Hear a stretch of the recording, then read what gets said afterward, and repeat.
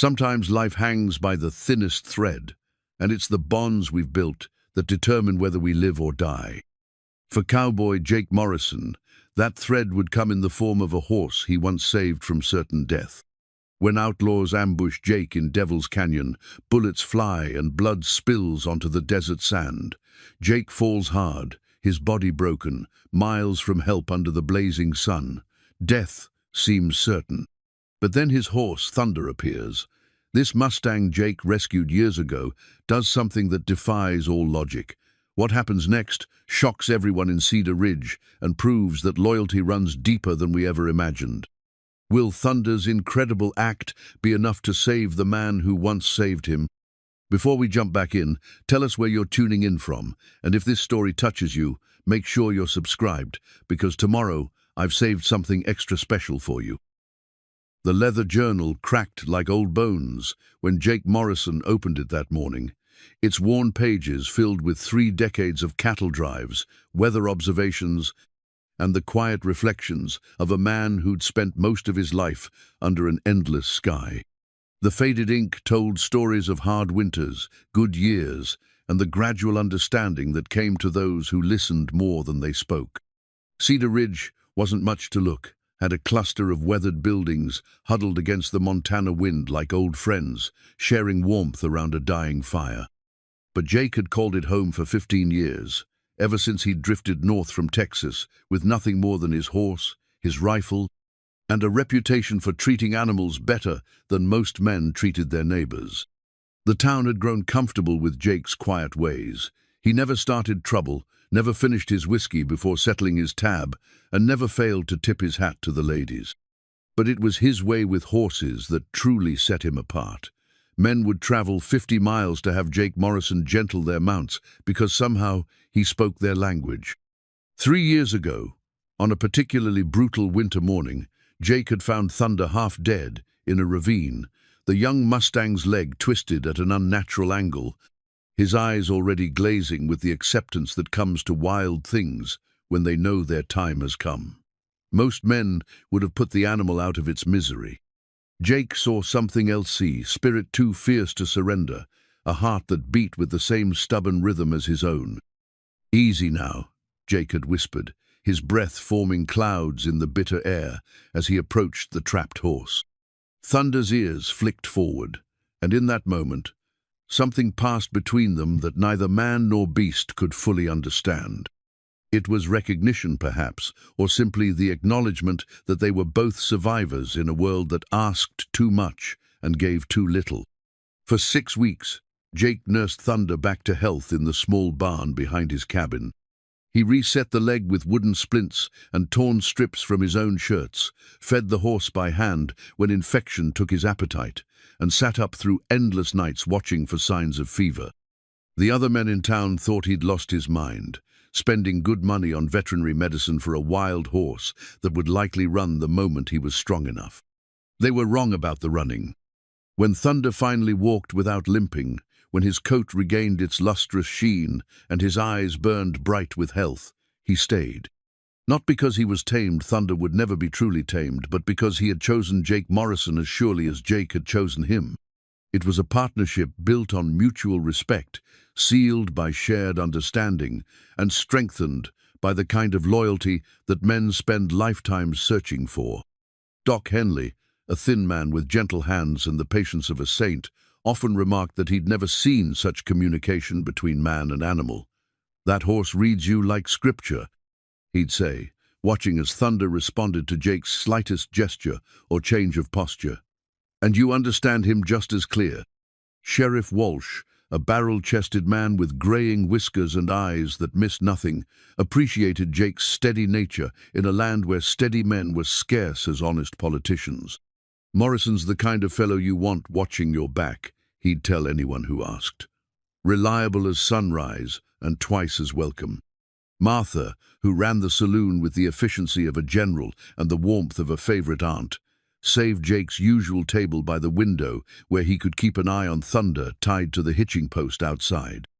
She'd learned that Jake preferred coffee to whiskey, conversation to card games, and always had a story about some animal he'd helped or some small kindness he'd witnessed. The rhythm of their days had become as predictable as the seasons. Jake would rise before dawn, check on Thunder, and tend to whatever work needed, doing breaking horses for the local ranchers, helping with roundups, or simply offering his knowledge to anyone who asked. Thunder would follow him through town like a great dog, never straying far, always alert to his master's mood and needs. Their bond had become something of a local legend. Children would gather to watch Thunder perform simple tricks that Jake had never actually taught, himboing when Jake tipped his hat, pawing the ground the same number of times Jake tapped his boot, or gently taking carrots from small hands with the delicacy of a lady receiving flowers. But it was the quiet moments that revealed the true depth of their connection. On summer evenings, Jake would sit on his porch with Thunder grazing nearby, and they would watch the sun sink behind the mountains in comfortable silence. Sometimes Jake would read aloud from his journal, sharing the day's observations with the only creature he trusted completely. Thunder would lift his head at the sound of Jake's voice, ears forward, as if he truly understood every word. The morning of the cattle drive, Jake felt an unusual restlessness in Thunder's behavior. The horse kept looking toward the mountains, his ears swiveling at sounds Jake couldn't hear, his whole body tense with an awareness that seemed to reach beyond the visible world. Jake made a note of it in his journal, a simple line that would later seem prophetic. Thunder senses something coming. Mr. Patterson, owner of the Triple Bar Ranch, had hired Jake to help move a herd of cattle to market in Billings, a routine job that should have taken 3 days of easy riding through familiar country. The pay was good, the weather fair, and Jake had made the journey a dozen times before. There was no reason to expect trouble. But Thunder knew better. As they prepared to leave Cedar Ridge, the Mustang kept turning back toward town, his dark eyes reflecting a knowledge that Jake wished he had heeded. The horse's reluctance was subtly slight hesitation when Jake mounted, an unwillingness to break into his usual eager trot, a persistent checking over his shoulder as if memorizing the view. "What's got into you, boy?" Jake asked, patting Thunder's neck as they joined the other riders at the edge of town. Thunder's skin twitched under his touch, the way it did before storms, and for a moment Jake considered turning back. But responsibility called, and Jake Morrison had never walked away from an honest day's work. The cattle drive began like any other, with dust and noise and the comfortable banter of men who had worked together before. Jake rode point, guiding the herd along trails he could navigate, blindfolded, while Thunder moved beneath him with the fluid grace of water flowing downhill. They were a perfect team, anticipating each other's movements, working in harmony born of countless hours spent learning each other's ways. But Thunder's unease never left him. Even as they settled into the familiar rhythm of the drive, the horse remained alert, his head high, nostrils flaring as he tested the wind for scents that might spell danger. Jake found himself scanning the horizon more frequently, trusting Thunder's instincts even when his own senses detected nothing amiss. They made good time that first day, pushing the herd through open country under a sky so blue it hurt to look at directly. Jake felt the satisfaction that came from work, well done, from being exactly where he belonged, doing exactly what he was meant to do. Thunder seemed to relax slightly as the miles passed, though he never completely lost that edge of alertness that had marked the morning.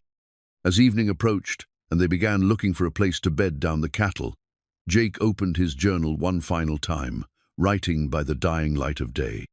His entry was brief, focusing on the weather and the herd's condition, but he ended with a line that would haunt him later.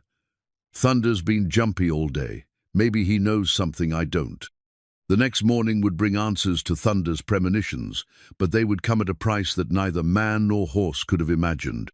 In the growing darkness, Jake closed his journal and checked Thunder's hobbles one last time, running his hand along the horse's neck in a gesture of affection that had become as natural as breathing. Thunder nickered softly and leaned into Jake's touch, and for a moment all was right with the world. They were partners, friends, and family, rolled into one unbreakable bond. Tomorrow would test that bond in ways that would astonish everyone who heard their story, proving that some loyalties run deeper than blood, stronger than steel and truer than any promise ever spoken aloud. The blood-stained saddlebag would later become evidence in a trial that shook 3 counties, but in the moment of the ambush, it was simply where Jake Morrison kept his pay and a letter he'd been meaning to send to his sister in Kansas. The letter spoke of good weather, honest work, and his hope that she might visit Cedar Ridge come spring. Those simple words, written in Jake's careful script, would never reach their destination. Devil's Canyon earned its name honestly. The narrow passage cut through red rock like a wound in the earth, its walls rising steep and unforgiving on both sides. It was the only practical route through the mountains with a herd, but Jake had always felt uneasy riding through its shadows. Thunder's behavior that morning confirmed his instincts.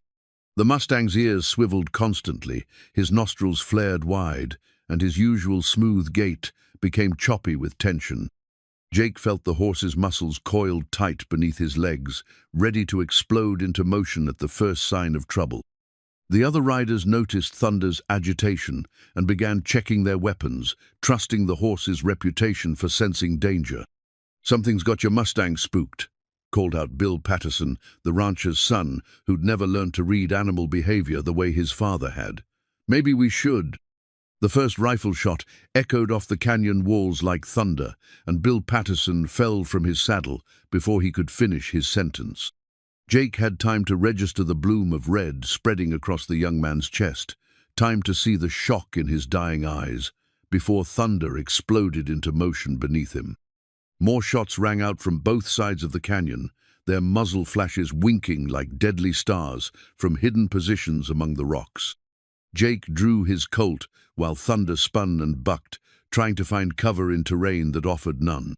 The other riders scattered, some returning fire, others simply trying to stay alive as bullets whined through the air like angry wasps. Jake recognized the precision of the attack immediately. This wasn't random violence or a crime of opportunity. The shooters had chosen their positions carefully, waited for the perfect moment, and executed their ambush with military efficiency.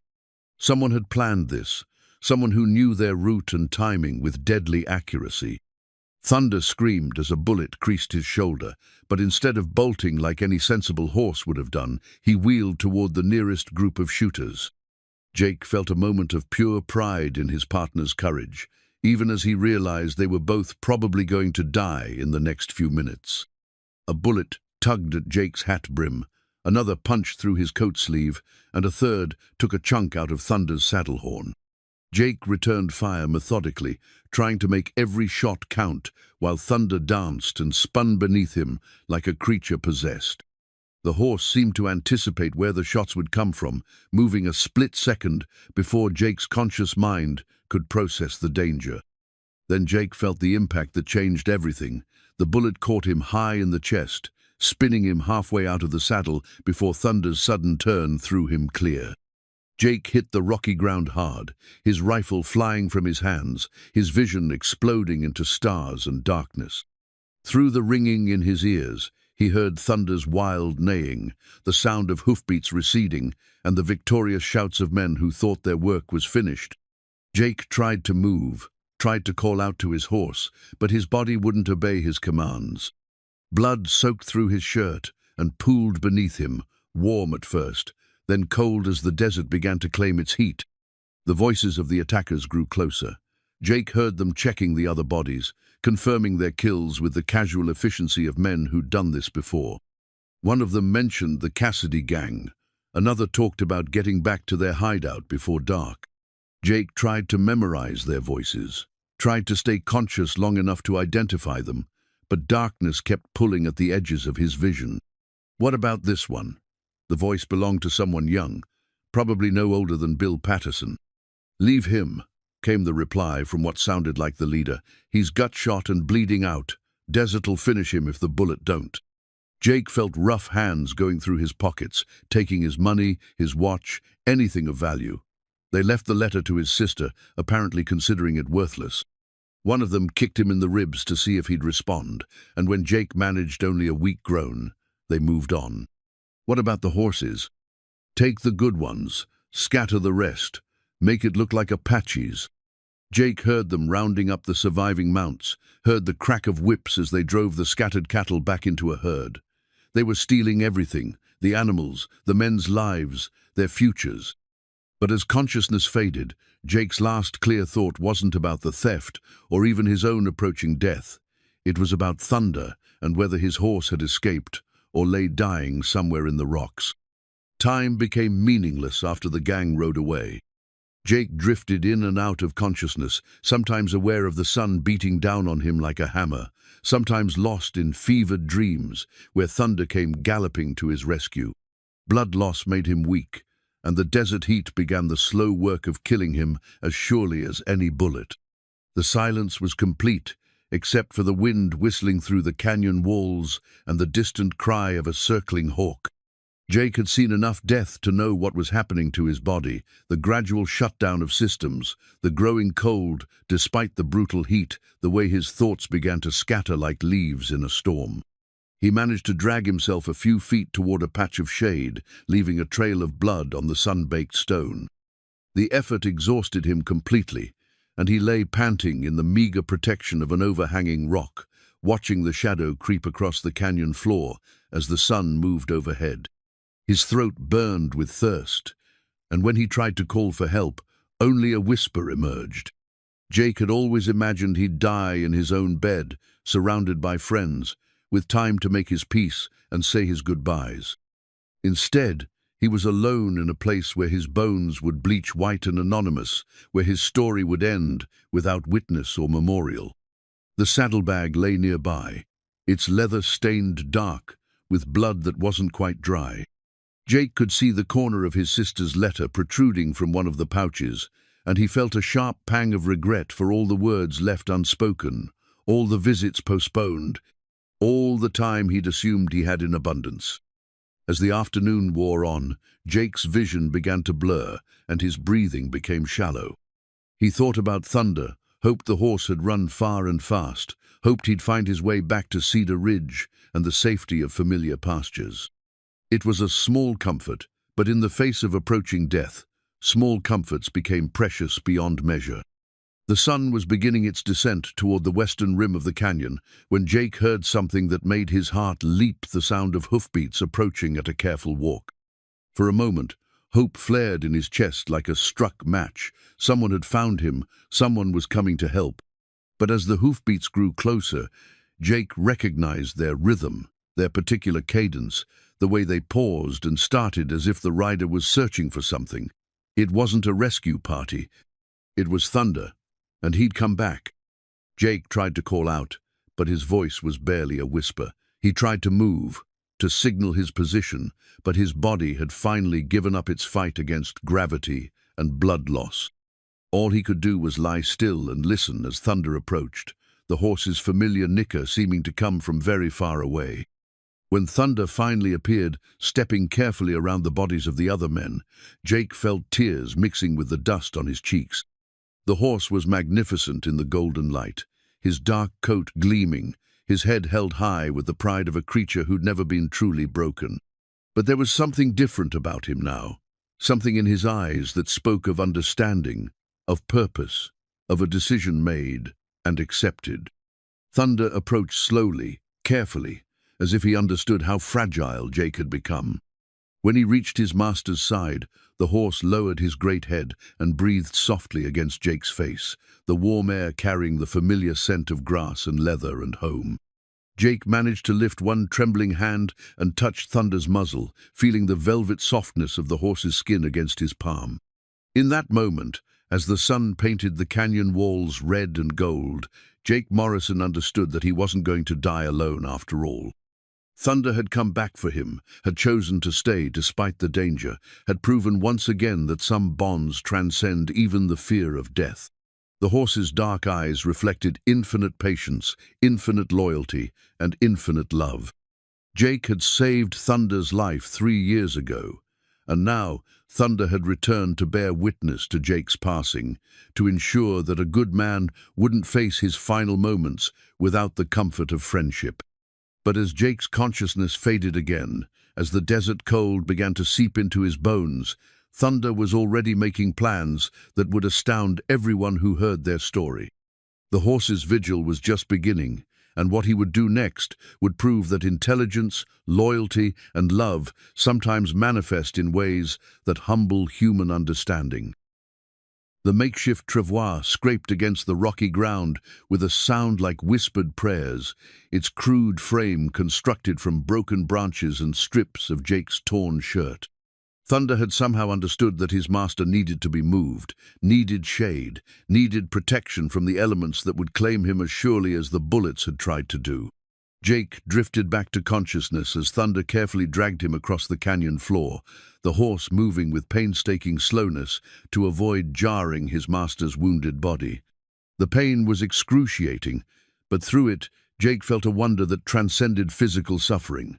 Thunder wasn't just staying with him, the horse was actively working to keep him alive. When they reached a shallow overhang that offered protection from the brutal sun, Thunder stopped and began the process of carefully extricating Jake from the improvised stretcher. The horse used his teeth to grip the makeshift harness, backing away slowly until Jake rolled free onto a bed of sand that Thunder had somehow swept clear of rocks and debris. Jake tried to speak, to thank his friend, but his throat was too dry to produce more than a rasp. Thunder seemed to understand anyway, lowering his head to nuzzle Jake's face with infinite gentleness. The horse's breath was warm against Jake's cheek, carrying the familiar scent of prairie grass and clean air that had always meant home and safety. As the afternoon heat reached its peak, Thunder positioned himself between Jake and the mouth of the shallow cave, creating additional shade with his own body. The horse stood motionless for hours, occasionally swishing his tail to drive away the flies that gathered around Jake's wounds, always alert for sounds that might indicate returning danger. When evening came and the temperature began to drop, Thunder left briefly, returning with his mouth full of grass that he'd somehow managed to gather despite the rocky terrain. He dropped the precious green blades near Jake's head, then used his muzzle to push them closer to his master's lips. Jake managed to chew a few pieces, the moisture helping to ease his parched throat, though swallowing remained difficult. But it was what Thunder did next that truly amazed Jake. The horse disappeared again, this time for nearly an hour, and Jake began to fear that Thunder had finally come to his senses and abandoned this hopeless vigil.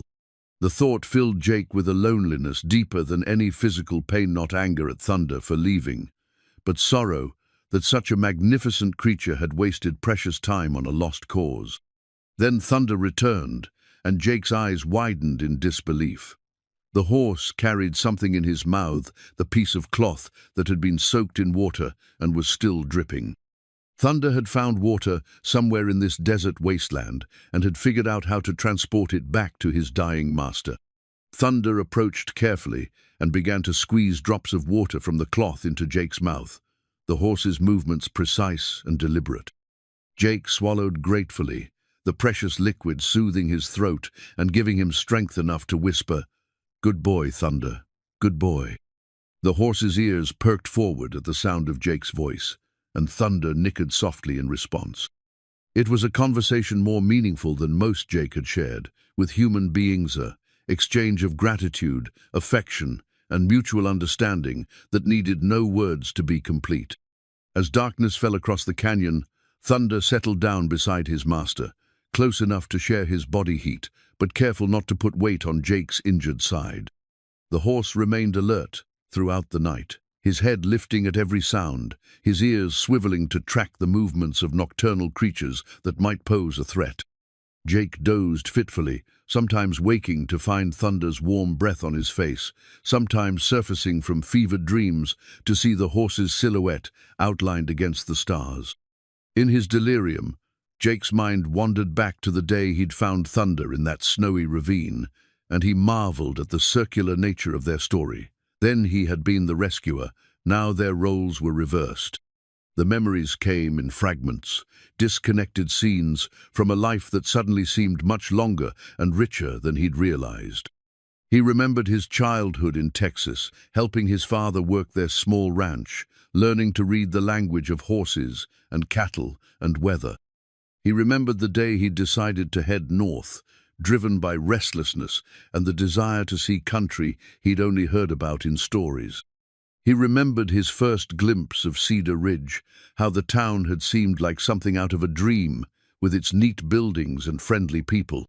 He remembered Martha's warm smile when he'd first walked into her saloon, how she'd immediately made him feel welcome despite his travel-stained clothes and empty pockets. Most of all, he remembered Thunder, not just the dramatic rescue in the ravine, but all the quiet moments that had followed. The first time Thunder had come to him willingly, the gradual building of trust, the daily rituals that had bound them together as surely as any legal contract. Thunder grazing peacefully while Jake sat on his porch in the evenings. Thunder's excited whinny when Jake approached each morning. The way Thunder would lean into Jake's touch when he thought no one was watching, a gesture of affection as pure as anything Jake had ever experienced. Near dawn, Thunder rose and made another journey to his mysterious water source, returning with another soaked cloth. This time Jake was alert enough to watch the process more carefully, noting how Thunder used his teeth to position the cloth, how he squeezed it with careful pressure to release the water without waste. "You're smarter than most people I know," Jake whispered, and Thunder's tail flicked as if he understood the compliment. As the second day began, Jake's condition seemed to stabilize somewhat. The bleeding had slowed, though he remained desperately weak, and Thunder's regular water deliveries were keeping dehydration at bay. But Jake knew that time was still his enemy. Without proper medical care, infection would set in, and his body's reserves were already dangerously low. Thunder seemed to understand the urgency as well. The horse spent more time away from the cave now, sometimes disappearing for hours at a time, and Jake began to suspect that Thunder was exploring their surroundings, looking for something or someone who might help. The thought both comforted and worried Jake. Thunder's intelligence was remarkable, but expecting him to organize a rescue seemed like asking too much, even from such an extraordinary animal. Still, Jake had learned never to underestimate his partner, and if anyone could find a way to bring help, it would be Thunder. On his longest absence yet, Thunder was gone from mid-morning until late afternoon. Jake spent those hours drifting between sleep and wakefulness, sometimes talking aloud to keep his spirits up, sometimes simply listening to the wind and trying to stay positive. When Thunder finally returned, he seemed different, more agitated, more purposeful, as if he'd made a decision that would change everything. The horse brought water as usual, then spent several minutes nuzzling Jake's face and neck, an unusual display of affection that felt almost like a goodbye. Jake's heart clenched with sudden fear. Had Thunder decided that this vigil was hopeless? Was he preparing to leave for good? "Don't give up on me, boy," Jake whispered, his voice stronger than it had been since the shooting. "I'm not ready to quit yet." Thunder whinnied softly and touched his muzzle to Jake's forehead, then did something he'd never done before. The horse began to paw the ground in a complex pattern, creating marks in the sand that meant nothing to Jake, but seemed to have great significance to Thunder. When he finished, Thunder looked directly into Jake's eyes, as if trying to communicate something vital. Then Thunder turned and trotted toward the mouth of the canyon, moving with more purpose than Jake had seen since the ambush. Jake called after him, his voice echoing off the walls, but Thunder didn't look back. The horse disappeared around a bend in the canyon, leaving Jake alone with growing shadows and the terrible knowledge that his best friend in the world had just said goodbye. But Thunder hadn't given up. As Jake would later learn, the horse was embarking on a journey that would test every ounce of his intelligence, endurance, and devotion. Thunder was going for help, and he wouldn't rest until he found it or died trying. Jake's silver pocket watch had belonged to his grandfather, then his father, and finally to him 3 generations of Morrison, men who'd understood the value of time and the importance of keeping one's word. Now it lay in the sand beside Jake's still form, its crystal face catching the morning light, while Thunder repeatedly nudged it with his muzzle, as if the gleaming timepiece held some crucial significance. 3 days had passed since the ambush, and Jake existed in a twilight world between life and death, his consciousness floating in and out like tide water. Thunder had returned from his mysterious journey the previous evening, but something had changed in the horse's behavior. He was more urgent now, more desperate, spending long periods staring toward the mouth of the canyon while making soft, whinnying sounds that seemed almost like calls for help. The horse's care had kept Jake alive far longer than should have been possible. Thunder continued his regular water runs, somehow finding moisture in this seemingly barren landscape and transporting it back in makeshift sponges of cloth and vegetation. He'd also begun bringing different types of plantsome that Jake recognized as having medicinal properties, others that seemed chosen purely for their nutritional value. Jake watched through half-closed eyes as Thunder arranged these offerings with careful precision, sorting them into small piles according to some system only the horse understood. When Thunder was satisfied with his arrangement, he would select specific plants and use his teeth to position them near Jake's mouth, sometimes chewing them first to release their juices. "You're trying to doctor me, aren't you?" Jake whispered during one of his clearer moments. Thunder's ears swiveled toward the sound of his voice, and the horse nickered softly in response. There was something almost human in Thunder's dark eyes, an intelligence that seemed to grow deeper with each passing hour. The memories came more frequently now, perhaps Jake's mind's way of preparing for whatever transition lay ahead.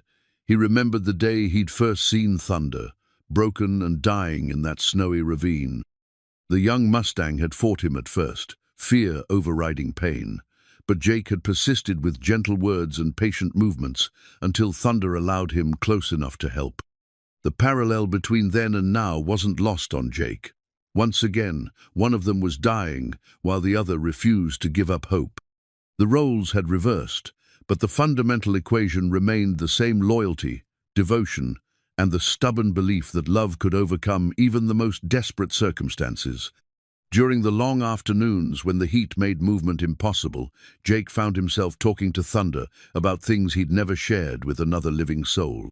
He spoke about his childhood in Texas, about the father who'd taught him to read weather and animal behavior, about the mother who died when he was 12 and left a hole in his heart that had never quite healed. He talked about his dreams tooth spread he'd hoped to buy someday, the family he'd thought about starting if he ever found the right woman, the simple desire to leave the world a little better than he'd found it. Thunder listened to it all with the patience of a priest taking confession, occasionally nickering softly as if to encourage Jake to continue. "I never told anyone this," Jake said during one particularly lucid moment, "but I used to pretend you could understand every word I said. Turns out I might not have been pretending after all." Thunder had developed a habit of checking Jake's wounds regularly, sniffing carefully at the bandages Jake had fashioned from his torn shirt. The horse seemed to know which injuries were most serious, focusing his attention on the chest wound that continued to seep blood, despite Jake's efforts to keep it clean. But it was Thunder's behavior with the pocket watch that truly puzzled Jake. The horse had become fixated on the timepiece, nudging it repeatedly, sometimes picking it up in his teeth and carrying it short distances before returning it to Jake's side. The watch had stopped working when Jake hit the ground, its hands frozen at 2:47. Marking the exact moment when everything changed. On the fourth morning, Jake woke to find Thunder missing again. The horse's absences were becoming longer and more frequent, and Jake was beginning to understand that Thunder was working on some kind of plan.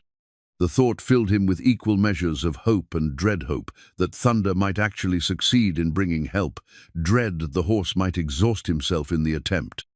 When Thunder returned near midday, he was clearly agitated. The horse paced back and forth at the mouth of the cave, occasionally whinnying loudly, as if calling to someone in the distance. His coat was lathered with sweat, suggesting he'd traveled far and fast, and there was dirt under his hooves that didn't match the local terrain. "Where have you been going, boy?" Jake asked, though he didn't expect an answer. Thunder approached and began his usual ministrations, checking wounds, offering water, arranging the medicinal plants, but his movements were quick and distracted, as if his mind was elsewhere. That afternoon brought a change in the canyon's acoustics that even Jake's fever-dulled senses could detect. There was an echo now where none had existed before, a subtle alteration in the way sound bounced off the walls that suggested something was different about the surrounding landscape. Thunder noticed it too, his head lifting sharply at sounds that Jake couldn't identify. As evening approached, Thunder became increasingly restless.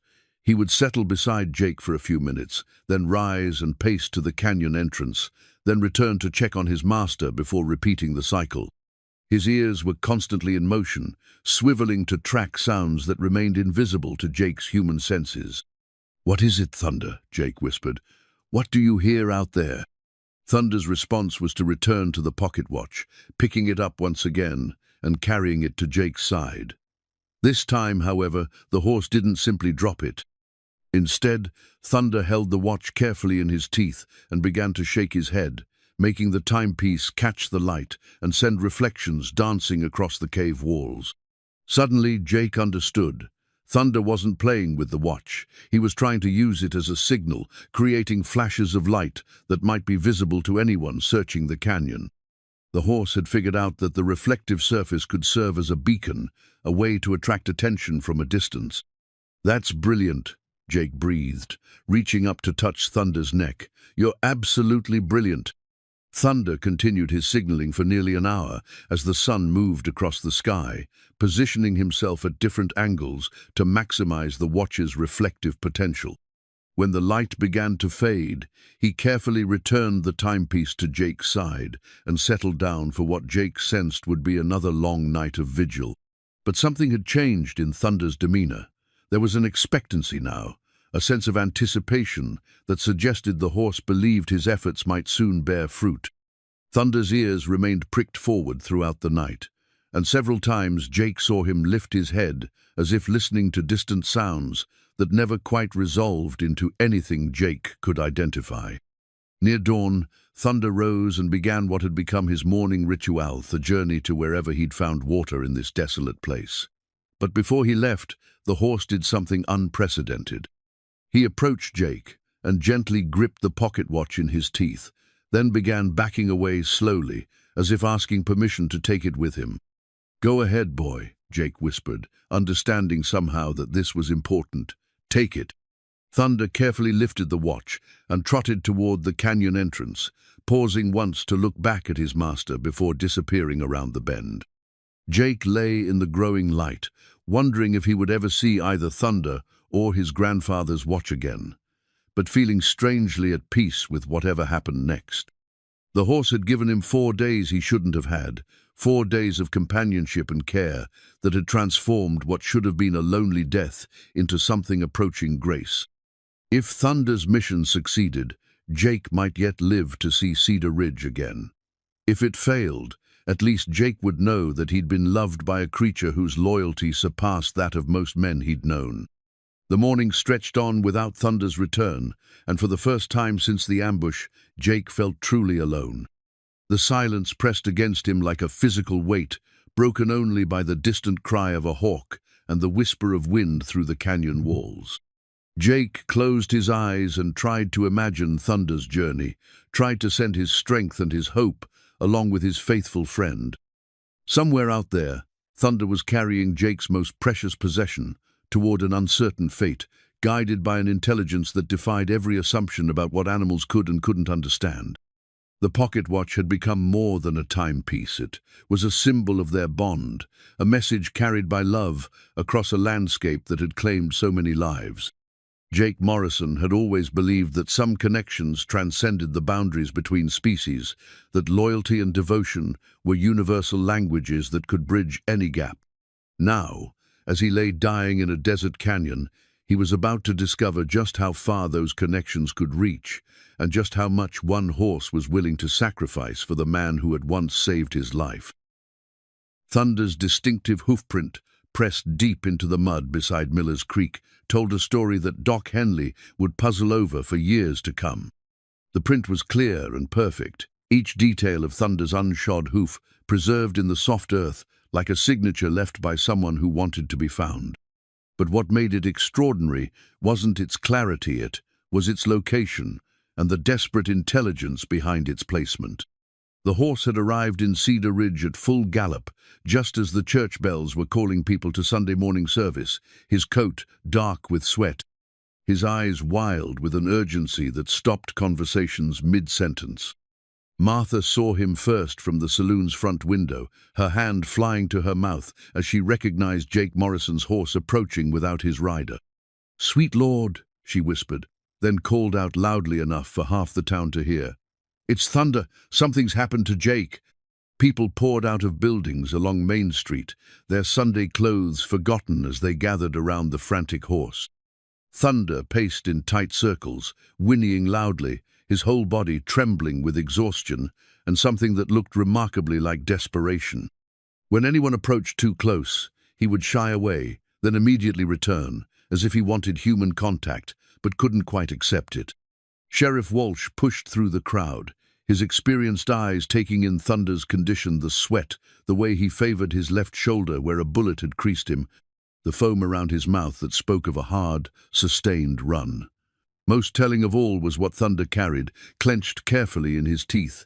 Jake's silver pocket watch, its chain dangling free. "Easy there, boy," Sheriff Walsh said, extending his hand slowly toward Thunder's muzzle. "Easy now." Thunder allowed the sheriff to approach, then very deliberately opened his mouth and dropped the pocket watch into Walsh's palm. The timepiece was damaged, its crystal cracked, its hands stopped at 2:47. But it was definitely Jake's. Everyone in town knew the ornate silver case that had belonged to 3 generations of Morrison men. "Where's Jake, Thunder?" Sheriff Walsh asked, as if he expected an answer. "Where's your master?" Thunder's response was immediate and unmistakable. The horse wheeled around and trotted toward the edge of town, stopping after 50 yards to look back at the gathered crowd. When no one followed, Thunder returned, circling the sheriff with increasing agitation, occasionally pawing the ground with enough force to scatter dust and pebbles. Doc Henley stepped forward, his medical bag in hand. "That horse is trying to tell us something," he said quietly. "Look at his behavior. This isn't random panic. He's trying to communicate." As if responding to the doctor's words, Thunder suddenly broke away from the crowd and galloped toward Miller's Creek, the small stream that provided Cedar Ridge with its water supply. The townspeople followed at a run, their Sunday shoes slipping on the muddy bank as they watched Thunder splash into the shallow water. The horse stood in the creek for a moment, then very deliberately lifted his right front hoof and brought it down hard in a patch of soft mud on the far bank. He repeated this action 3 times, each hoof print clear and distinct, before looking back at the humans as if to ensure they understood the significance of his actions. "He's leaving us a trail," breathed Doc Henley. "That horse is showing us which direction Jake went." Sheriff Walsh was already thinking like a lawman. "Bill Patterson was supposed to be on that cattle drive. When did they leave?" "Thursday morning," called out Martha. "Jake stopped by for coffee before they headed out. Said they'd be back by Sunday." "It's Sunday now," Walsh said grimly, and if Thunder came back alone, he didn't need to finish the sentence. Everyone understood what a riderless horse usually meant in this country. Thunder seemed to sense the shift in the crowd's mood, the growing understanding of the situation's seriousness. The horse approached Sheriff Walsh again, this time more calmly, and began what could only be described as a deliberate attempt at communication. Thunder would take a few steps in one direction, then stop and look back to see if anyone was following. When no one moved, he would return and repeat the process, his frustration evident in every line of his body. "He wants us to follow him," said young Tommy Miller, the blacksmith's apprentice. "He's trying to lead us somewhere." "Could be a trap," muttered old Pete Carver, who'd survived 3 Indian wars and trusted nothing that seemed too convenient. "Horse shows up without his rider, tries to lead us out into the wilderness. Maybe somebody's using him as bait." But Doc Henley was studying Thunder's behavior with the careful attention he usually reserved for diagnosing illness. "Look at his eyes," he said quietly. "Look at how he moves. This isn't a horse that's been spooked or confused. This is an animal with a purpose." Sheriff Walsh made the decision that would save Jake Morrison's life. "I'm taking a small party out to follow Thunder's trail. If it's a trap, we'll be ready for it. If Jake's in trouble, He left that possibility unspoken as well. Within an hour, a search party of 6 men had assembled. Sheriff Walsh, Doc Henley, Tommy Miller, and 3 experienced trackers who knew the country between Cedar Ridge and the cattle trail. They rode hard, following Thunder's lead as the horse maintained a punishing pace through familiar territory that gradually gave way to rougher, more dangerous country. Thunder's behavior during the search was nothing short of remarkable. He would gallop ahead, then circle back to ensure the party was following, adjusting his pace to match their horse's capabilities. When they reached forks in the trail, Thunder would stop and wait, pawing the ground until the men caught up, then clearly indicate which path to take. But it was Thunder's use of the terrain that truly impressed the experienced trackers. The horse seemed to understand that they needed to conserve their mount's strength for the long journey ahead, choosing routes that avoided the steepest climbs and the most treacherous ground. He led them to water when their horses needed it, found shade when the sun grew too hot, and somehow communicated the urgency of their mission without exhausting the animals they depended on. "Never seen anything like it," muttered Jake Stevens, the best tracker in 3 counties. "That horse is thinking 10 steps ahead, planning this journey like a cavalry officer." As they rode deeper into the wilderness, Thunder's agitation increased. He began making sounds whinnies, nickering calls, even what sounded like attempts at barking that the men had never heard from a horse before. It was as if Thunder was trying to expand his vocabulary, to find new ways to communicate the desperation he felt.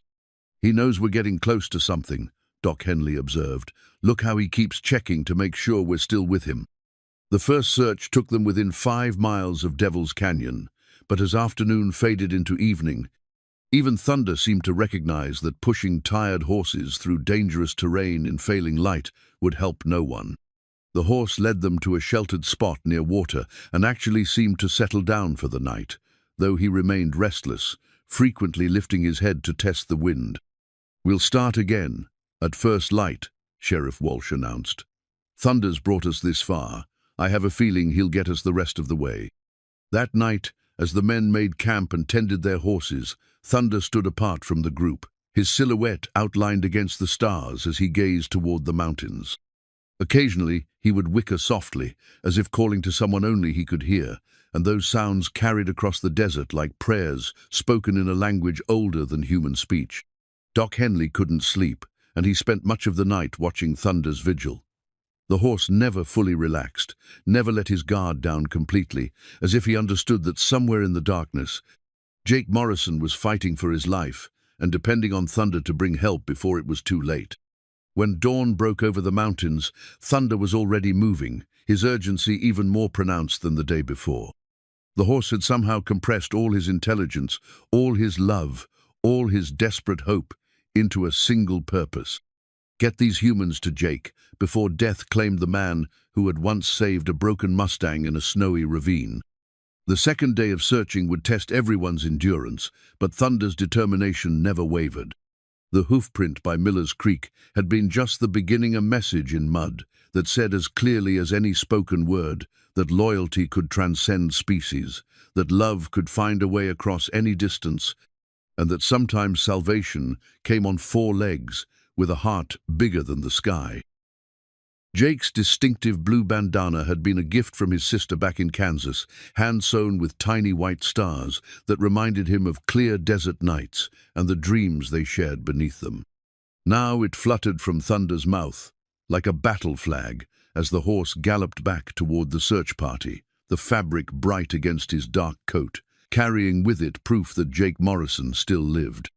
Jake himself had awakened that morning to find his fever finally broken, his mind clearer than it had been since the ambush 5 days earlier. The constant care Thunder had provided, the water, the medicinal plants, the protection from predators and elements, had given his body just enough strength to begin fighting back against infection and blood loss. When Thunder appeared at the cave entrance carrying the familiar bandana, Jake felt a surge of emotion that threatened to overwhelm him. His horse had not only survived the journey to Cedar Ridge, but had managed to bring back help. The bandana's presence meant that Thunder had somehow communicated their location to people who could mount a rescue. "You did it, didn't you?" Jake whispered, his voice still weak but carrying more hope than it had held in days. You actually brought them back. Thunder dropped the bandana carefully beside Jake's head, then began his usual routine of checking wounds and offering water. But there was something different about the horse's movements, now a sense of anticipation, of plans coming to fruition, that suggested the long vigil was finally nearing its end. Jake could hear them before he could see them, the distant sound of multiple horses moving through the canyon, voices calling his name, the welcome noise of rescue approaching. Thunder heard them too, his ears pricked forward, his whole body alert with excitement and relief. Sheriff Walsh's voice echoed off the canyon walls. Jake Morrison, can you hear us?" Jake tried to call back, but his voice was still too weak to carry far. Thunder solved the problem by trotting to the mouth of the cave and releasing a piercing whinny that could have awakened the dead. The sound bounced between the canyon walls like a trumpet blast, immediately followed by answering calls from the search party. "There! Thunder's up there!" That was Doc Henley's voice, filled with the kind of professional excitement that meant he believed there was still something worth saving. Within minutes, the cave was filled with worried faces and gentle hands. Doc Henley took charge immediately, his experienced fingers checking Jake's pulse, examining wounds, assessing damage with the efficiency of someone who'd seen plenty of frontier medicine. Sheriff Walsh knelt beside Jake while the other men secured the area and tended to their horses. "Thought we'd lost you, Jake," the sheriff said quietly, "when Thunder showed up without you, carrying that watch." "He saved my life," Jake whispered, his eyes finding Thunder among the group of men and horses. "That horse saved my life in ways you can't imagine." Doc Henley was already opening his medical bag, preparing supplies for emergency treatment. "We need to get you back to town, but you're too weak to ride. We'll have to make a stretcher." "Thunder made one," Jake said, gesturing weakly toward the crude travois that still lay nearby. "He dragged me to safety, brought me water, stood guard." Jake's voice broke with emotion.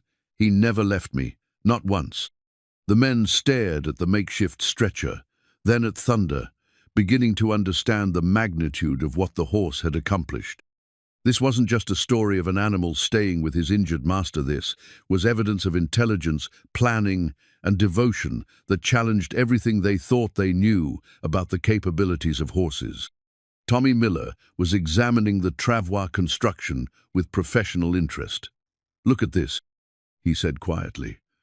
"The knots, the way the branches are woven together, this isn't random, this was engineered."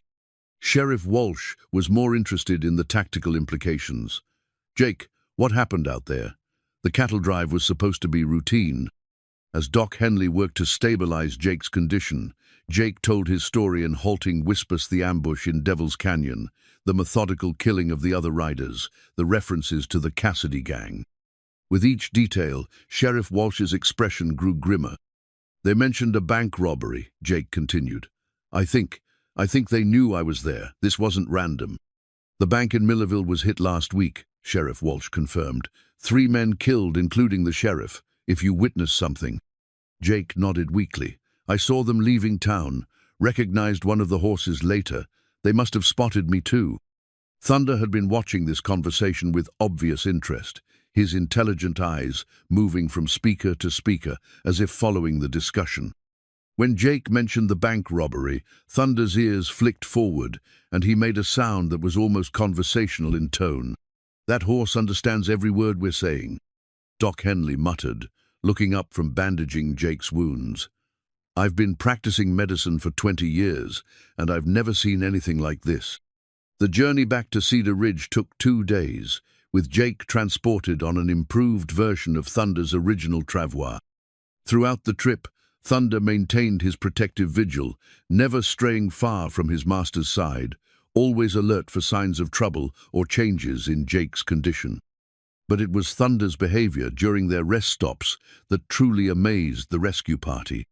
The horse would scout their surroundings thoroughly before allowing the men to make camp, test water sources before the other horses were allowed to drink, and position himself as a sentry throughout the night.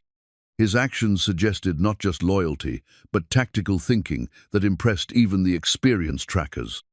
On the second night, as they camped within sight of Cedar Ridge, Thunder did something that left everyone speechless. The horse approached each member of the rescue party individually, touching his muzzle to their hands in what could only be interpreted as a gesture of gratitude. When he reached Doc Henley, Thunder actually bowed his head, as if acknowledging the doctor's role in saving Jake's life. "I'll be damned," whispered Jake Stevens, the old tracker. "That horse just thanked us." Word of their approach had reached town ahead of them, and half of Cedar Ridge was waiting when they finally arrived. Martha had prepared Jake's room above the saloon. Doc Henley's surgery was ready for any additional treatment needed, and Sheriff Walsh had already sent word to federal marshals about the Cassidy gang's involvement. But it was Thunder who drew the most attention. As Jake was carefully transferred to his bed, Thunder took up position directly beneath the window, as if standing guard. People gathered to watch the horse, to touch him, to try to understand what they'd witnessed.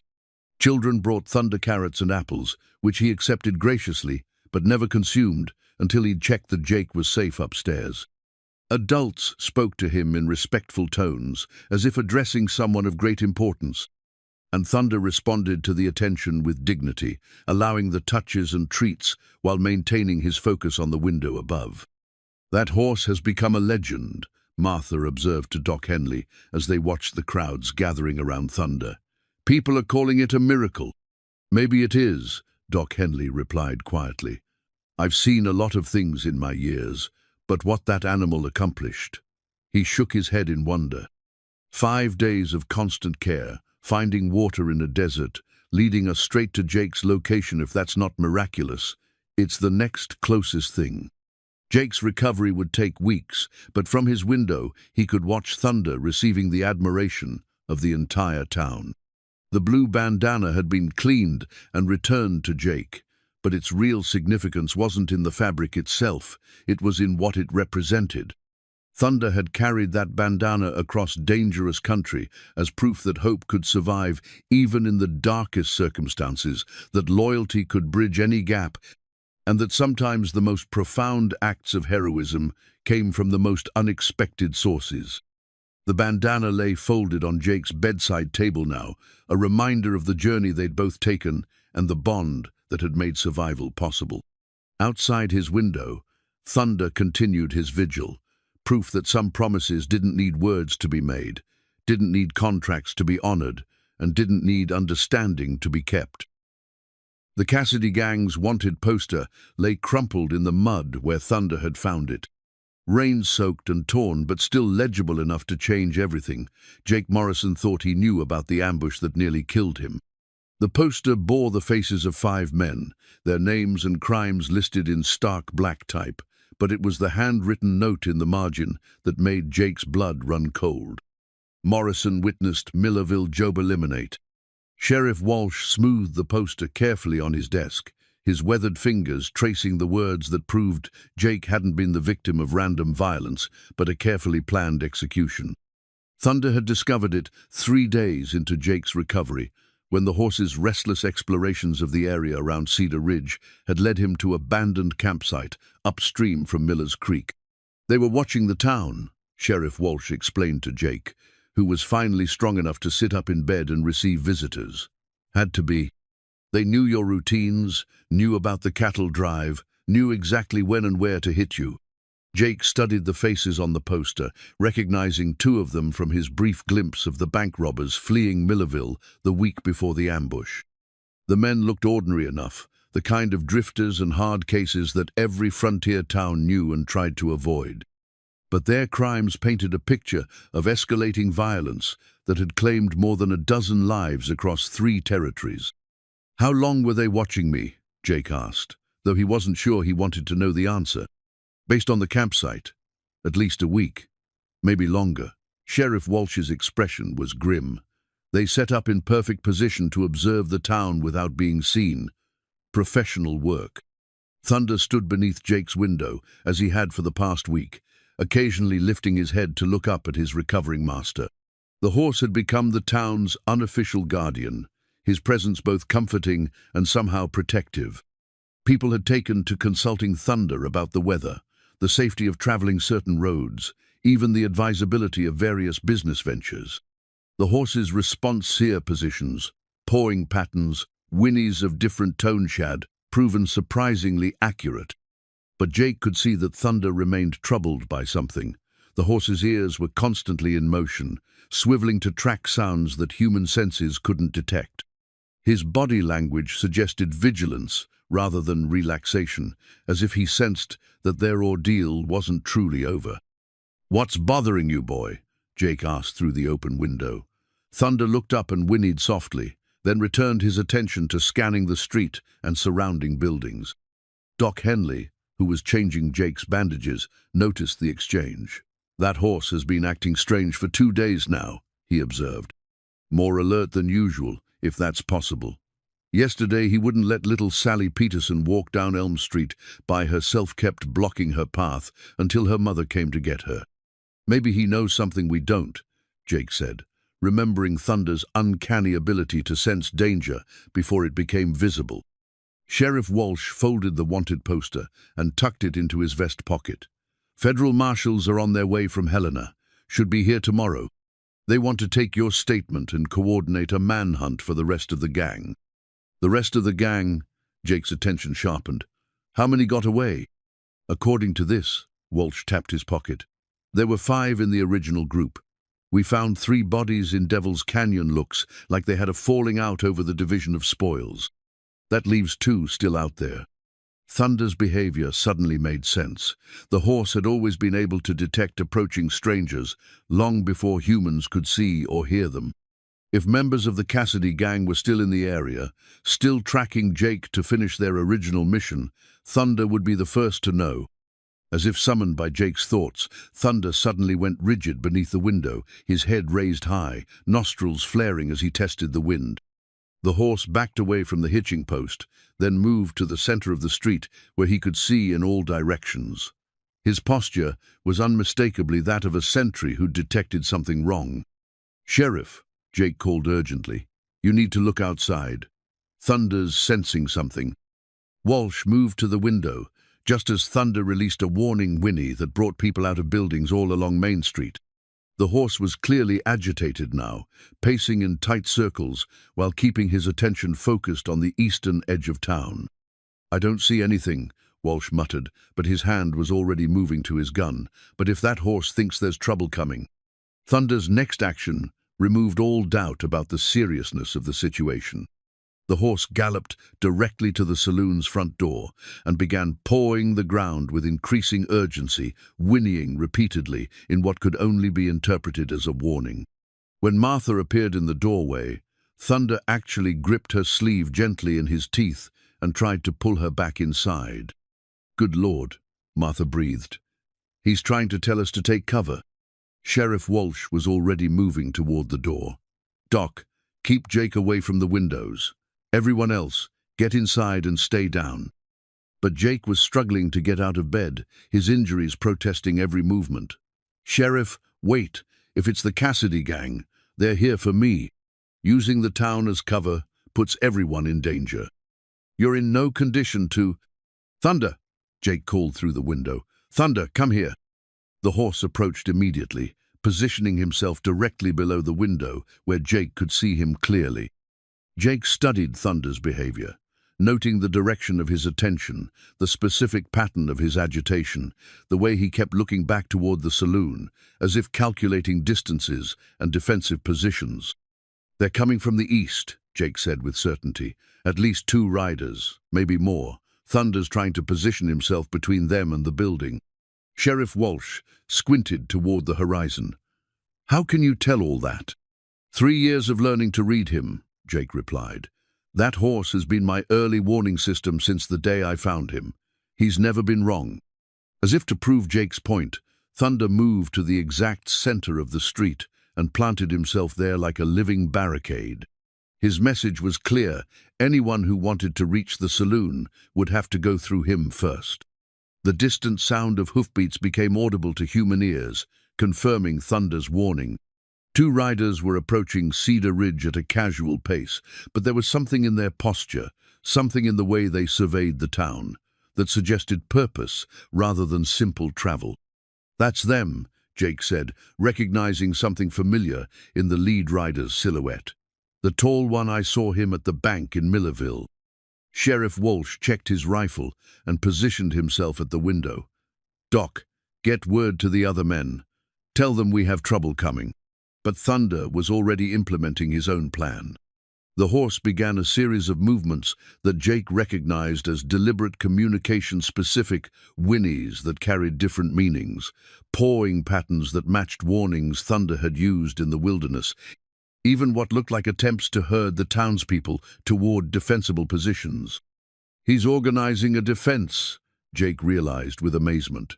Thunder's trying to coordinate the town's response. The approaching riders had slowed as they entered the main street, their attention immediately drawn to the magnificent horse standing in their path. Thunder faced them squarely, his head high, his whole body radiating a challenge that was unmistakably intentional. One of the riders laughed and said something to his companion, but Thunder didn't move.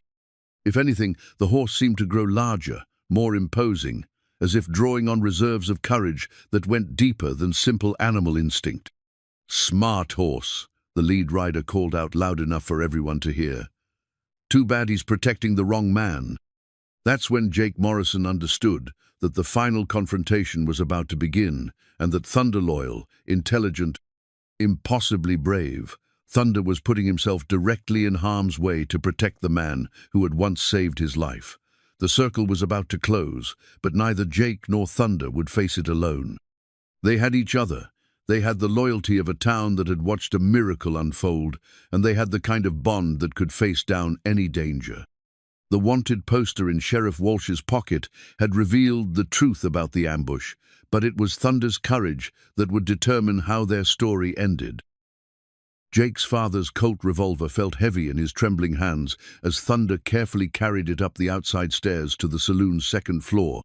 The weapon's walnut grip worn smooth by 3 generations of Morrison men who'd understood that sometimes a man had to stand and fight. The horse had retrieved it from the canyon during one of his mysterious journeys, somehow understanding that Jake would need it for what was coming. The final confrontation was only minutes away, and Jake could feel the weight of everything that had led to this moment: the ambush, Thunder's incredible rescue, the discovery of the wanted poster, and now the arrival of the surviving gang members who'd come to finish what they'd started. His wounds still ached, his strength remained limited, but with Thunder's help, he was finally ready to face his enemies. Sheriff Walsh had positioned himself at the front window of the saloon, his rifle trained on the 2 riders who had stopped at the far end of Main Street. The men were clearly studying the situation, noting Thunder's defensive position, counting the number of armed citizens who had emerged from various buildings. They were professionals. Jake realized the kind of men who didn't take unnecessary risks, but who also didn't walk away from unfinished business. "They know they're outnumbered," Walsh observed quietly. "But they're not leaving." Jake managed to prop himself up in bed, the Colt within easy reach. Through his window, he could see Thunder maintaining his position in the street, the horse's intelligent eyes tracking every movement of the approaching riders.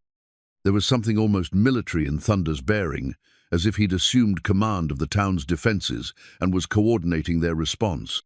Doc Henley moved carefully away from the window, his medical bag in hand.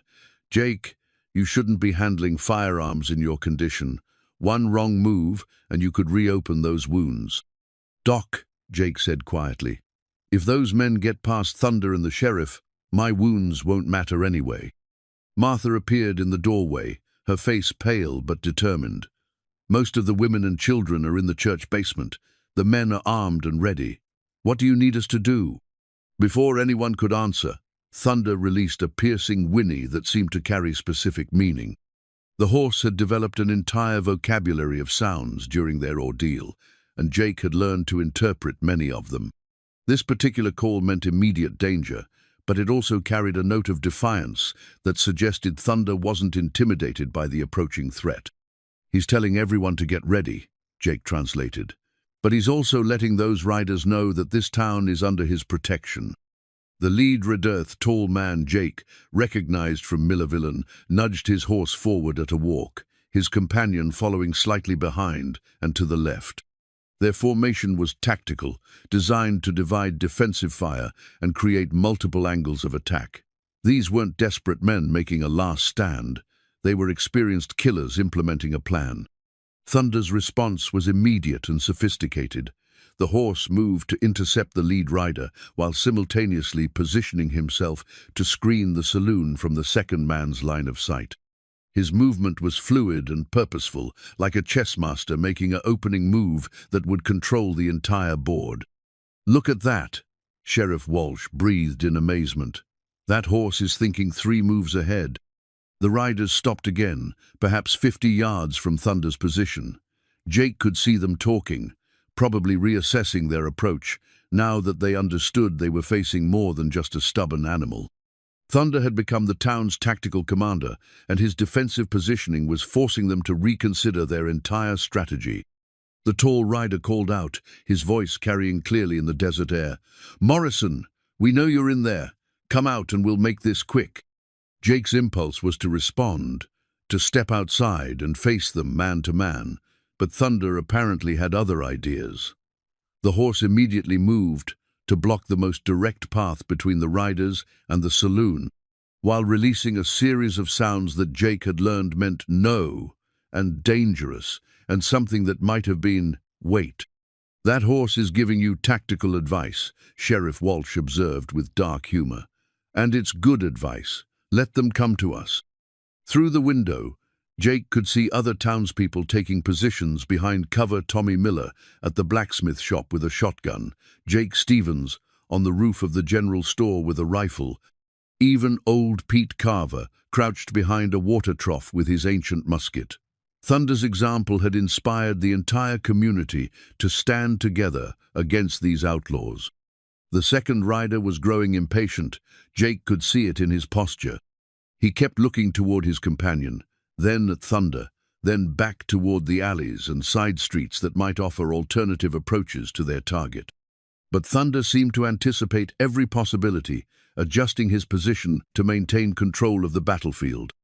"They're going to try something," Jake said, checking the loads in his father's colt. "Thunder knows it too. Look how he's moving." The horse was indeed showing signs of increased alertness, his head turning constantly as he monitored multiple potential threats. Thunder had survived in the wild before Jake found him, and those instincts were fully engaged now. He was reading the rider's intentions through body language and positioning that spoke a universal language of predator and prey. Doc Henley had moved to a position where he could see both Jake and the street below. "That animal has appointed himself this town's protector," he said with wonder. "He's not just defending you, Jake, he's defending all of us." The emotional weight of that observation struck Jake like a physical blow. Thunder had grown beyond his original loyalty to his master. He'd somehow expanded his protective instincts to include the entire community that had helped rescue Jake. The horse was fighting not just for one man, but for the principle that good people deserved protection from evil ones. Sheriff Walsh was studying the tactical situation with professional interest. "They're going to split up," he predicted. "One will create a distraction while the other tries to flank us. Question is, can that horse of yours handle multiple threats?" As if in response to the sheriff's question, Thunder began a behavior Jake had never seen before. The horse started moving in a complex pattern that seemed almost like a dance, weaving back and forth across the street while keeping both riders in sight. But Jake realized it wasn't random movement. Thunder was testing distances, calculating angles, preparing for multiple contingencies. "He's running scenarios," Jake said with growing amazement. "Thunder's figuring out how to handle both of them if they split up." The tall rider made his decision. He spurred his horse forward at a sudden gallop, not toward the saloon but toward the church at the other end of town, clearly intending to circle around and attack from an unexpected angle. His companion immediately broke in the opposite direction, heading for the alley between the general store and the blacksmith shop. Thunder's response was instantaneous and brilliant. Instead of trying to follow one rider or the other, the horse galloped to the exact center of Main Street and released a series of calls that Jake recognized as warnings, but which also seemed to contain specific information. Different tones, different rhythms, each directed toward a different part of town. "He's coordinating the defense," Sheriff Walsh said in wonder. "That horse is directing our people to intercept each rider." Tommy Miller emerged from the blacksmith shop and took position to block the alley, while Jake Stevens shifted on his rooftop perch to cover the area around the church. Other townspeople adjusted their positions in response to Thunder's calls, creating a defensive network that neither rider could easily penetrate. But Thunder wasn't finished. The horse began galloping in wide circles around the town's perimeter, always keeping the two separated riders in sight, occasionally releasing specific calls that seemed to update the defenders on each threat's location and movement. It was like watching a general commanding troops from horseback, except the general was a Mustang who'd learned tactics from pure necessity and love. The rider heading for the church found his path blocked by Pete Carver and two other men with rifles. The one trying to use the alley discovered Tommy Miller waiting with a shotgun and nowhere to retreat. Both outlaws were forced to pull up short, their surprise attack turning into a standoff, as Thunder's early warning system had given the town precious time to prepare. Jake struggled to his feet, ignoring Doc Henley's protests. Through his window, he could see that Thunder had positioned himself where he could observe both stalled attacks while maintaining his protection of the saloon. The horse was breathing hard from his exertions, but his head remained high, his ears forward, his entire body radiating determination. "This ends now," Jake said, picking up his father's Colt. "I won't let Thunder in this town fight my battle for me." Sheriff Walsh tried to stop him. "Jake, you're still weak. One of us can." "No," Jake interrupted firmly. "This started with me witnessing that bank robbery. It continued with Thunder saving my life. It ends with both of us facing it together." Jake made his way slowly down the stairs, each step sending waves of pain through his healing wounds. But Thunder's courage had given him strength he didn't know he possessed, and the thought of his horse standing alone against armed killers was unbearable. When Jake emerged from the saloon, Thunder immediately trotted to his side, the horse's relief evident in every line of his body. But Thunder also positioned himself slightly ahead of Jake, still maintaining his protective role, even as they stood together. "Morrison," the tall rider called from his position near the church, "just you and me, let's finish this." Jake's response was quiet, but carried clearly in the desert air. "You should have thought of that before you tried to murder me in Devil's Canyon." Thunder whinnied once, a sound that seemed to combine greeting and warning and promise all in one powerful call. The horse's message was clear to everyone present. Jake Morrison was under Thunder's protection, and anyone who threatened him would have to face the consequences. The final confrontation was seconds away, but Jake felt calmer than he had since the ambush began. He had his father's gun, his own courage, and most importantly, he had Thunder the horse, who'd redefined the meaning of loyalty, and who was about to prove that some bonds could withstand any test. The sun was reaching its peak, casting sharp shadows across Main Street and creating perfect conditions for the showdown that would determine whether justice or violence would have the final word in Cedar Ridge. Jake Morrison and Thunder stood ready to face whatever came next, partners to the end. Thunder's war cry shattered the desert silence like the voice of every wild Mustang that had ever refused to be broken, a sound that seemed to rise from the earth itself and challenge heaven.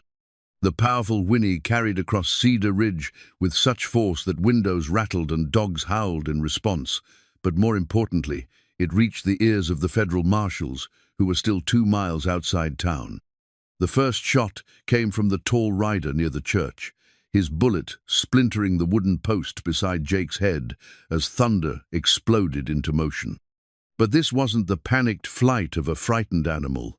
This was the calculated charge of a warrior who had chosen his battlefield and accepted the consequences.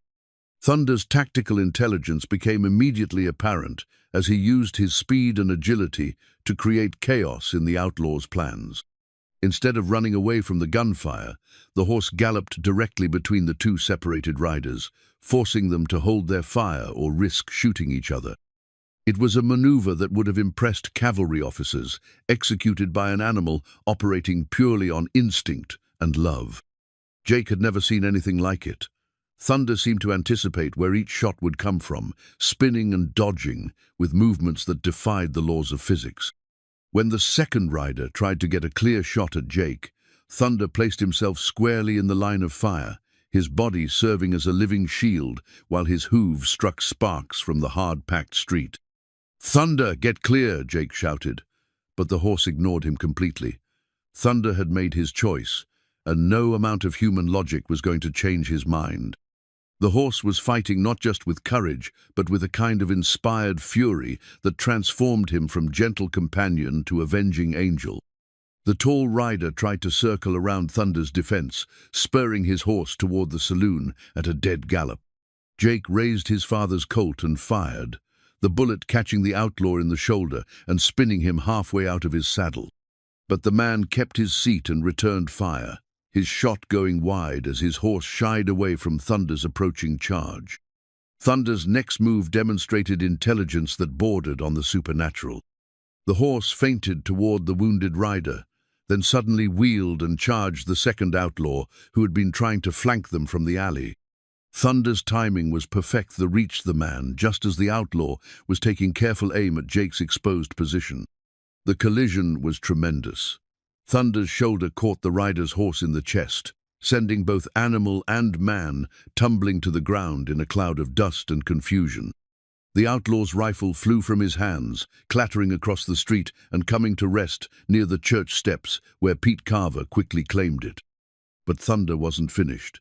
As the unhorsed outlaw scrambled to his feet and drew his pistol, Thunder reared up on his hind legs and brought his front hooves down with crushing force. The man's gun arm shattered under the impact, his scream of pain and terror echoing off the building walls. Jake had never seen Thunder display violence before, but there was nothing random or cruel about the horse's actions. Thunder was protecting his family, not just Jake, but the entire community that had helped rescue them both. The horse's fury was righteous, controlled, and devastatingly effective.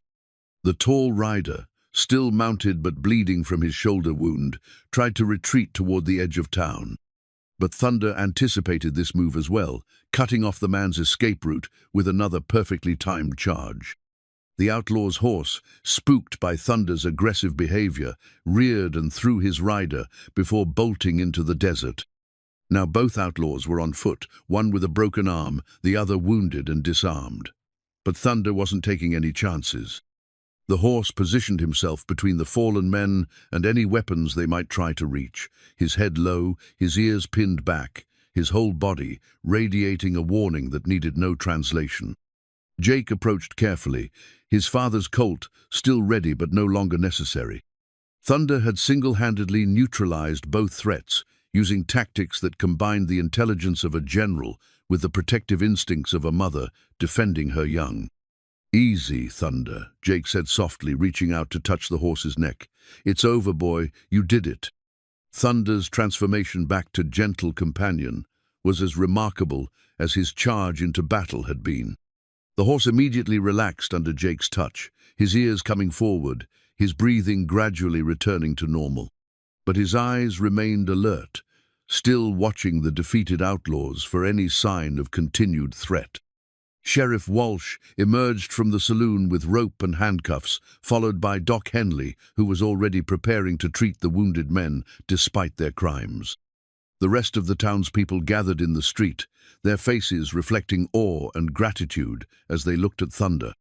"Never seen anything like it," Tommy Miller said, shaking his head in wonder. "That horse fought like he was defending his own territory." "He was," Jake replied quietly, understanding finally what Thunder had been trying to tell him all along. Cedar Ridge wasn't just where they lived, it was home in every sense that mattered, worth fighting for, worth protecting, worth the kind of loyalty that transcended species.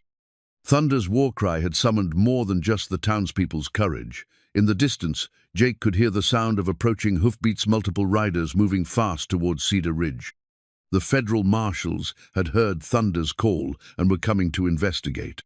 The battle was over, but Thunder's legend was just beginning. The horse who had saved one man's life had just saved an entire town, proving that heroism came in many forms and that the strongest bonds were forged, not in comfort, but in the crucible of shared danger and mutual sacrifice. Sheriff Walsh's badge glinted in the afternoon sun as he approached Thunder with something approaching reverence. The star-shaped piece of metal representing more than just law enforcement, it had become a symbol of the courage and sacrifice that protected civilized society from chaos. What he was about to do had never been done before in the territory, but then again, no horse had ever earned it the way Thunder had. The federal marshals arrived just as Sheriff Walsh was securing the last of the handcuffs on the captured outlaws. Marshal Harrison, a tall man with steel-gray hair and eyes that had seen too much frontier justice, took in the scene with professional assessment two wounded prisoners, an entire town standing in respectful silence around a magnificent horse, and Jake Morrison alive when he should have been dead. "Sheriff Walsh," Marshal Harrison said, dismounting from his lathered horse. "We heard gunfire and what sounded like a war cry that could wake the dead." "That was Thunder," Jake said simply, his hand resting on the horse's neck. "He called for help." Marshal Harrison studied Thunder with growing interest. "This is the horse that led the rescue party? The one that's been keeping you alive?" "This is the horse that just defeated the Cassidy gang," Sheriff Walsh corrected. "Single-handedly, I might add. Most impressive tactical display I've ever witnessed." The marshal's skepticism was evident until Doc Henley began relating the details of Thunder's rescue efforts, the 5-day vigil in Devil's Canyon, the intelligence the horse had shown in bringing help, and finally, the remarkable battle they'd all just witnessed. With each detail, Marshal Harrison's expression shifted from doubt to amazement to something approaching reverence. "You're telling me," the marshal said slowly, "that this horse organized the town's defense, neutralized 2 armed killers, and probably saved a dozen lives in the process?" "That's exactly what I'm telling you," Sheriff Walsh replied. "And I'm prepared to swear to it in any court in the territory." Thunder seemed to understand that he was the subject of conversation, but his attention remained focused on Jake's condition. The horse had noticed that Jake was swaying slightly on his feet, weakened by the excitement and physical strain of the confrontation. Without being asked, Thunder moved closer to his master, offering his shoulder as support. Marshal Harrison observed this interaction with fascination.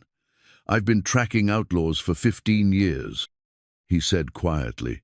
"Seen men do terrible things and brave things, but I've never seen loyalty like that." The crowd that had gathered around them included most of Cedar Ridge's population, and Jake could see in their faces the same wonder that he'd felt during those desperate days in the canyon. Thunder had become more than just a horse to these people. He'd become a symbol of everything they valued about frontier life: courage, loyalty, self-sacrifice, and the bonds that held communities together against all odds. Sheriff Walsh cleared his throat and stepped forward, his hand resting on his badge. "Thunder," he said formally, as if addressing a fellow officer, "you have served this community with distinction, courage, and honor. You've protected the innocent, defeated the guilty, and proved that heroism comes in many forms." Thunder's ears pricked forward, and the horse seemed to understand the solemnity of the moment. His intelligent eyes moved from the sheriff to Jake to the gathered crowd, as if acknowledging each person's role in their shared story.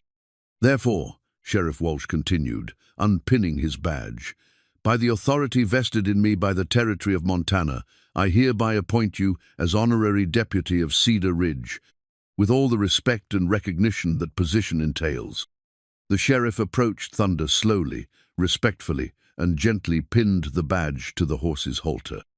Thunder stood perfectly still during the ceremony, his head held high, his bearing dignified and proud. When Sheriff Walsh stepped back, Thunder nickered softly, not the sound of an animal acknowledging a treat, but something that sounded remarkably like acceptance of responsibility. The crowd erupted in applause and cheers, but Thunder's attention remained focused on Jake. The horse seemed to understand that the formal recognition was meaningful, but his primary concern would always be the man who had saved his life 3 years ago in a snowy ravine. Marshal Harrison shook his head in wonder. "I've seen a lot of things in my time, but I've never seen anything like this. That horse didn't just fight," commanded. "He coordinated.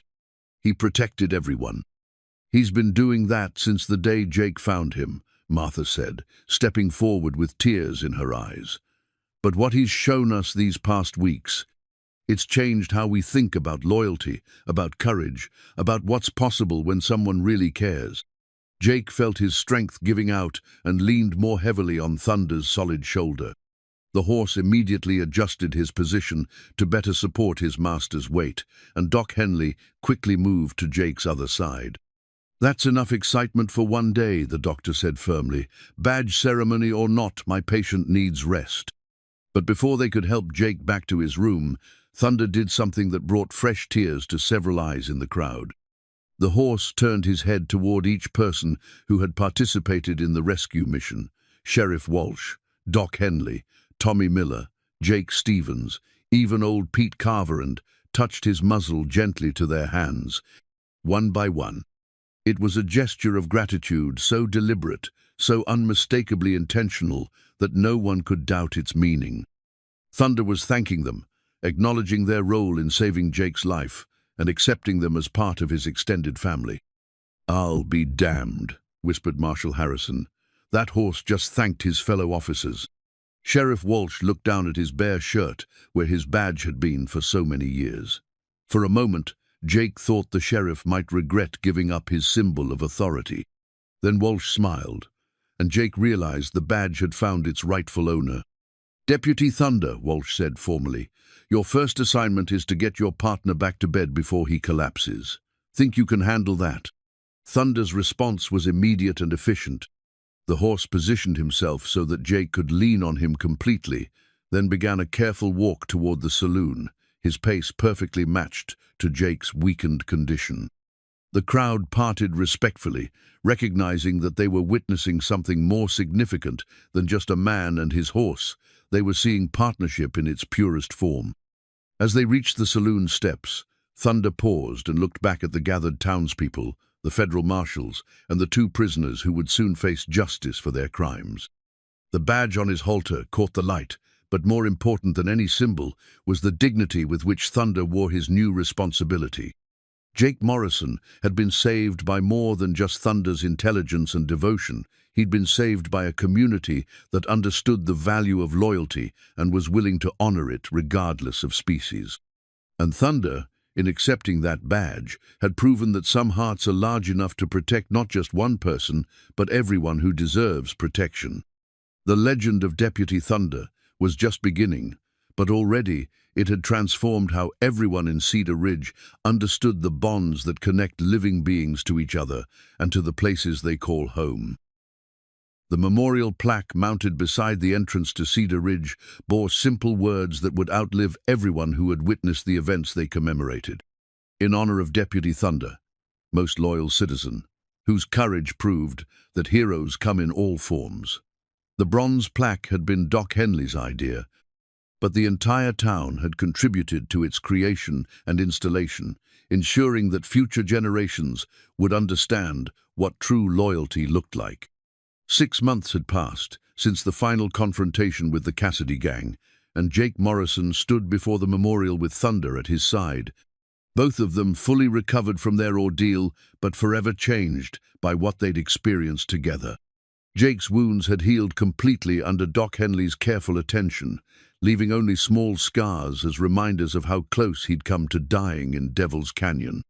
Thunder wore his badge with quiet dignity, the star-shaped piece of metal having become as much a part of him as his dark coat or intelligent eyes. The townspeople had grown accustomed to consulting Deputy Thunder on matters ranging from weather forecasts to the character assessment of strangers, and the horse's responses had proven remarkably accurate. Children would bring him their problems, adults sought his approval for important decisions, and everyone understood that Cedar Ridge was under the protection of its most unusual peace officer. "Hard to believe it's been half a year," Sheriff Walsh said, joining Jake and Thunder at the memorial. The sheriff had never requested the return of his badge, seeming to understand that Thunder had earned the right to wear it permanently. Feels like yesterday and a lifetime ago all at once. Jake nodded, his hand resting on Thunder's neck in the gesture that had become as natural as breathing. Thunder saved more than just my life out there. He saved something in all of us, reminded us what we're capable of when we really care about each other. The transformation in Cedar Ridge had been subtle but profound. People looked out for each other more carefully now, understanding that the bonds between them were precious and worth protecting. Martha had started leaving extra food for travelers who couldn't pay. Tommy Miller refused payment for emergency repairs, and Doc Henley had established a fund to help anyone who couldn't afford medical care. "That horse taught us about community," Martha said, approaching with a fresh apple for Thunder. "About what it means to be responsible for each other." Thunder accepted the apple graciously, but as always, his primary attention remained focused on Jake. The horse had never lost his protective instincts, though they'd evolved from desperate vigilance to gentle watchfulness. Thunder could sense Jake's moods, anticipate his needs, and provide comfort or encouragement as circumstances required. The federal marshals had closed the case on the Cassidy gang after the 2 surviving members confessed to a string of robberies and murders across 3 territories. The trials had made Thunder something of a celebrity throughout the region, with newspapers carrying stories of the horse who'd single-handedly defeated armed outlaws and saved an entire town. But fame hadn't changed Thunder's essential nature. He remained the same gentle, intelligent creature who'd learned to trust humans through Jake's patient care, who'd chosen loyalty over safety, who'd proven that love could overcome even the most desperate circumstances. "Got a letter from my sister in Kansas," Jake told Sheriff Walsh, pulling the envelope from his pocket. "She's coming for a visit next month. Says she wants to meet the famous Deputy Thunder." Thunder's ears perked forward at the mention of visitors, and Jake smiled at his partner's obvious interest. The horse had developed distinct preferences about people, welcoming some warmly while remaining cautious around others. His judgment had proven so reliable that the townspeople had learned to trust Thunder's initial reactions to strangers. As evening approached and the daily routine of Cedar Ridge began winding down, Jake and Thunder made their customary walk through town. It was both a patrol and a social call, allowing Thunder to check on his extended family while giving Jake the pleasure of seeing how their story had inspired others. They stopped by the church where Pastor Williams was teaching Sunday school children about the importance of loyalty and sacrifice, using Thunder's example to illustrate abstract virtues in concrete terms. They visited the schoolhouse where Miss Peterson was having her students write essays about heroism, with Thunder serving as both inspiration and frequent subject. At the general store, Mr. Henderson showed them the new display of books about famous horses throughout history, with Thunder's picture prominently featured among legendary animals who'd served humanity with distinction. Thunder examined his image with what appeared to be mild interest, then moved on to more pressing concerns, checking the store's security and ensuring that Mrs. Henderson wasn't carrying anything too heavy. Their final stop was always Doc Henley's office, where Thunder would patiently allow the doctor to check his condition, and Jake would update his recovery journal with observations about the day's events. The journal had grown into something approaching a book, filled with stories that captured not just the dramatic rescue, but the quiet moments of partnership that made their bond so extraordinary. "You know," Doc Henley said, as he completed Thunder's examination, "I've been thinking about sending some of these stories to the Territorial Medical Journal. What Thunder accomplished, the water delivery, the medicinal plants, the protective behavior, it challenges everything we think we know about animal intelligence." Jake looked at Thunder, who was standing patiently while the doctor worked. "I stopped trying to figure out how much Thunder understands. I just know that he understands enough, and that's what matters." As they prepared to head home, Thunder performed his evening ritual of checking the locks on important buildings, testing the wind for unusual scents, and positioning himself where he could observe the approaches to town.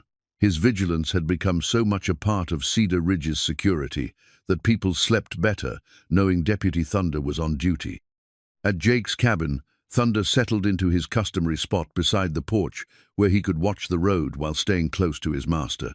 The arrangement had evolved naturally over the months, neither man nor horse needing to discuss the practical benefits of Thunder's protective positioning.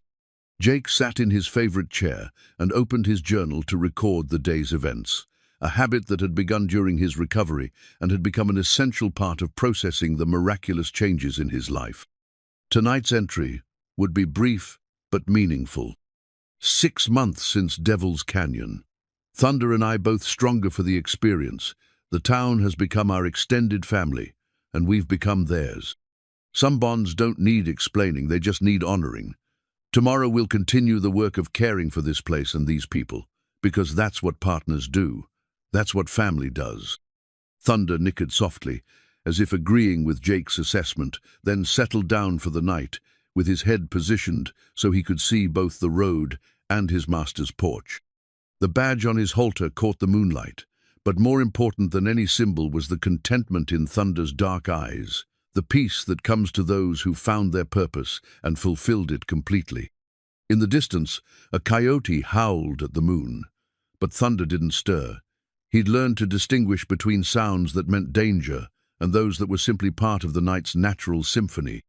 His vigil continued, patient and protective, the faithful watch of a deputy who took his responsibilities seriously and a friend who would never abandon his post. Jake Morrison had always believed that some connections transcended ordinary understanding, but he'd never imagined that saving a broken horse in a snowy ravine would lead to this, a partnership that had redefined heroism for an entire community and proved that loyalty, properly given and received, could transform the world. As sleep began to claim him, Jake's last conscious thought was gratitude for Thunder's courage, for the town's support, for the chance to witness what was possible when love refused to accept defeat. Outside his cabin, Deputy Thunder maintained his watch, guardian and friend, protector and family, the living proof that some bonds are stronger than death and more enduring than time itself.